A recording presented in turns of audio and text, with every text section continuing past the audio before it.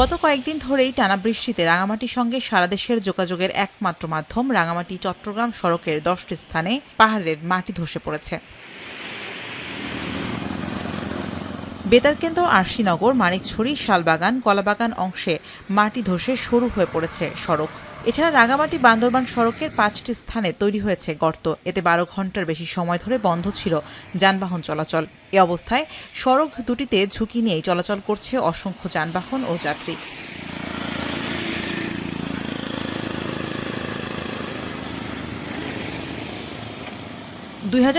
সালের 13 জুন ভারী বর্ষণে পাহাড় ধসে রাঙামাটিতে 5 সেনা সদস্য সহ 120 জন প্রাণ হারায়।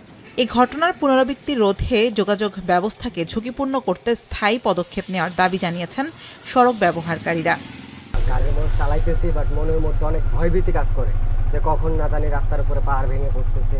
এইগুলো নিয়ে অনেক রিস্কে গাড়ি চালাইতেছি আর কি। ভয় লাগে কখন কোথায় পাহাড় ভেঙে পড়ে, এইটাই ভয় লাগে। অনেক সময় দেখা যায় যে রাস্তার ধারে মাটি পড়ে অনেক সময় পিছলা হয়ে যায়, তখন আমাদের এই গাড়ি চালাইতে গিয়ে আমরা পড়ে যাই। পাহাড় ধসে যদি রাস্তাতে চলে আসে, গাড়ি চলাচল বন্ধ হয়ে যাবে। 14-15 কিলোমিটার পাহাড়ের পাদদেশ দিয়ে আমাদের যাইতে হয়, তখন ধসক একটা আতঙ্ক অবশ্যই থাকে। রাঙামাটির এই সড়কটি উন্নয়নে 2020 সালে নেওয়া হয় 249 কোটি টাকার প্রকল্প, কিন্তু এ থেকে তেমন সুফল মেলেনি। তবে সড়ক যোগাযোগ সচল রাখতে মাটি অপসারণ ও মেরামত কাজে জোর দেওয়ার কথা জানান রাঙামাটি সড়ক ও জনপদ বিভাগের নির্বাহী প্রকৌশলী। 5টি জায়গায় সড়ক ক্ষতিগ্রস্ত হচ্ছে। আমরা রাস্তায় আমাদের মেইনটেন্যান্স কাজগুলা চলতেছে, রেগুলার কাজ করতেছে।